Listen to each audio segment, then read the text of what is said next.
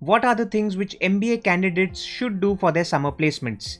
Now, you could be an MBA aspirant or an MBA student who's just entered the B school, and it is that time of the year when the summer placements are around the corner. And this question is there in your mind. In this video, allow me to share with you 5 points on what you need to do if your summers are just around and you want to prepare for them well. Hi, I'm Darpan Saxena, an MBA from IIM Udaipur, and let's get on with the video.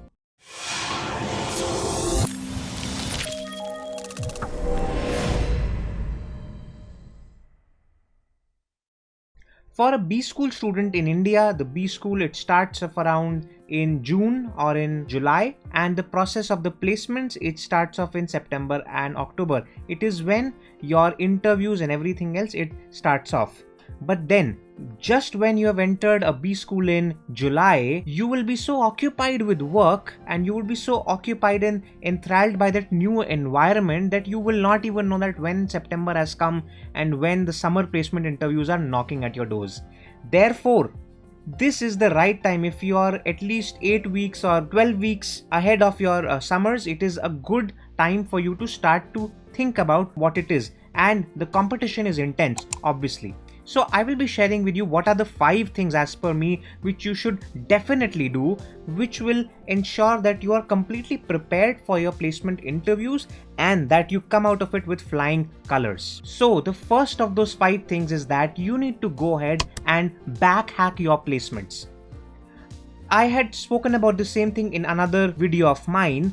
Backhacking your placements is the single most important thing which you can do in order for you to have focus on exactly what you are going for in your placements.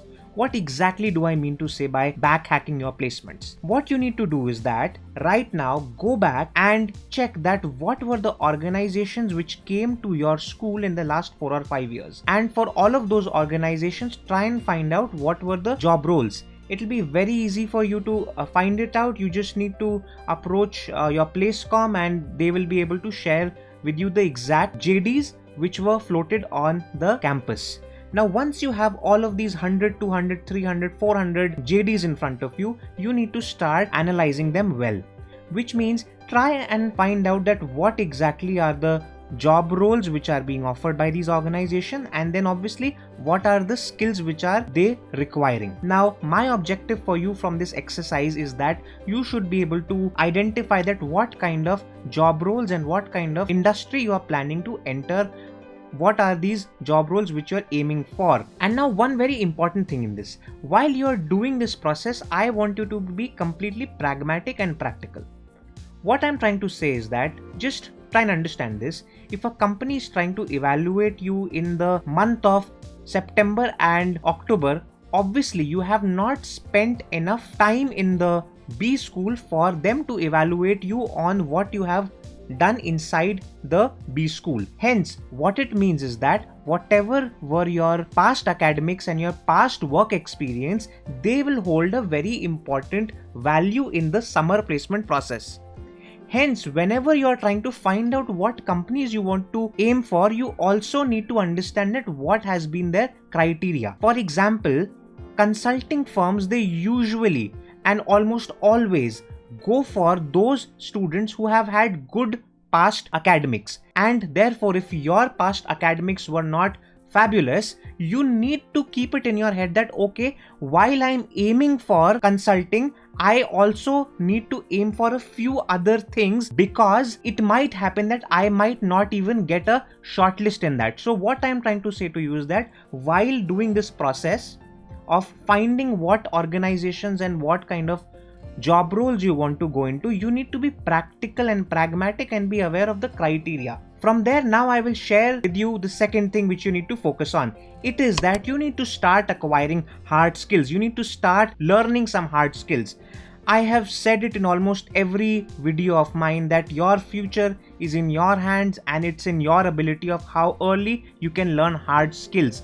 Again, soft skills everyone will have. Soft skills everyone has to have. It is no longer a point of differentiation. But what it is which will help you, it is hard skills. What are the various hard skills which you can get? And also, you would know this that I always advise you what is important for you in the long term and not in the short run. So, be it your placements or be it after MBA, it is very important that what hard skills you have. And therefore, right now, even if you're an aspirant or even if you're a very early first year student, start acquiring hard skills. And how would you know what hard skills to acquire? The step number 1, the exercise 1, which is back hacking your placements, that will help you, because once you have identified that what job roles and what organizations you want to aim for, you just need to check that what are the skills they are expecting and you know what skills you need to learn. So your focus area is going to be very streamlined. It is going to be laser sharp. And you would be unlike any other student who would be just thinking that, okay, I also have to learn Excel, I also have to learn how to do R and everything else. No, you will be focused, you would be sharp. So hence, start learning some hard skills. It is going to go a long way. And from that thing only, another extension of that is that when you're acquiring these skills, you also need to apply them. For this, you must see a video of mine where I'm saying that positions of responsibility are not enough. What is important is that how do you create a body of work? And in order for you to create all of that, you need to learn some skill, apply it on a project. Ideally, it should be your own project. It could be your own blog. And from there, whatever outcomes you are able to create, that will speak for you. And that is something how you will use your skills. From there, point number 3, which is going to be a very important point. Learn how to analyze case studies. You know, earlier the impression was that only consulting organizations and especially the MBB firms, they ask the students to analyze cases in the interviews. However, that trend is changing and in fact it is spreading, I should say.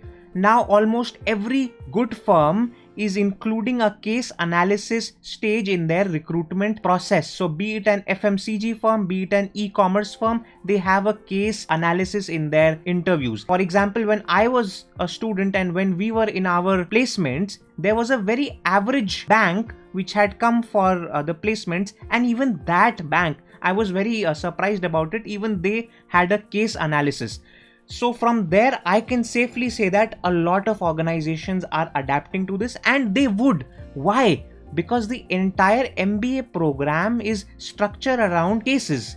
Hence, the least you should know is that how to solve a case, how to analyze it and express it in the interviews. Now, while there are a lot of places for you to learn how to analyze cases, one of the best sources which you can learn it from is by a YouTube channel of Mr. Victor Cheng. Victor Cheng is an ex-MBB employee and he has created 5 or 6 videos wherein he's explaining that how do you analyze a case just the way consultants do.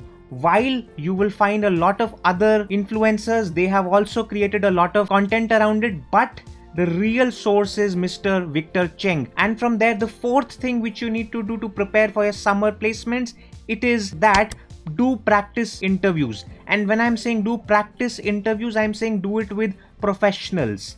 Now, if you are in a good B school, usually your school will organize such mock interviews with pros from the industry. If they are, then great. You will find a lot of value in their feedback and you should attend all of those practice interviews. It is very important. The first few practice interviews which you should give should be with professionals only and not with your friends, because the kind of quality feedback which you can find from them who are already out there in the industry is going to be extremely helpful, and you would be able to completely fine-tune yourself. And yes, for sure, after you have fine-tuned, you can give a lot of practice interviews to your friends and others. Along with that, I would advise you that among your friends, practice GDs. Even if you have to spend some money for some professional interviews, you should do that. It has a lot of value in it. And the fifth point is very unique because a lot of you would not know, because you would not have yet been advised about that point. And that fifth point is what I call digging your well before you are thirsty. What I mean to say is that, and here is an example of what I had actually done when I was in my first year. I sent good short emails to at least 50 CXOs across various industries. In that email, I simply said to them that, hi, I am interested to work and learn in this kind of an industry. For that, I just want to seek advice from you that what kind of skills are important for me, and from where should I learn those skills, and what else could be your advice to me as a first year student? That's it. You send them a simply harmless email seeking their advice. I can guarantee you will get some answers from them. When I was a student, I had a few CXOs who had actually answered, and then with them I used to exchange very good, valuable emails from where I learned a lot of things. So what I would advise you is that for at least the first 4 or 5 email interactions, you should just ask them about various things which you should do. So for example, I started asking them about what are some of the good books which I should read, and a few of them they actually shared with me a list of the books which they actually advised me, and it was of immense help to me. You can then also share with them the final draft of your resume, and you can ask them for a quick feedback of theirs. And after you have created this initial few emails worth of engagement, I am sure that they would be willing to give you a honest feedback from an industry perspective on your one pager. It is very important. So the idea is how you can create a very simple, harmless interaction with these CXOs, and from here you would have actually understood that this advice will help you a lot in the long term, because you would be able to find good mentors who can help you through your entire MBA journey. And it might even help you in the short run, as I had just now explained. So these were the 5 things which I feel are very important, and these will completely comprehensively cover whatever you need to do in order to prepare for your summers, and you will be able to see the impact from all of these, not only in your placements but in your entire MBA journey. I want you to scroll down and comment what exactly are these 5 steps, what are your takeaways, and I'll see you in the next video. Thank you so much. Goodbye.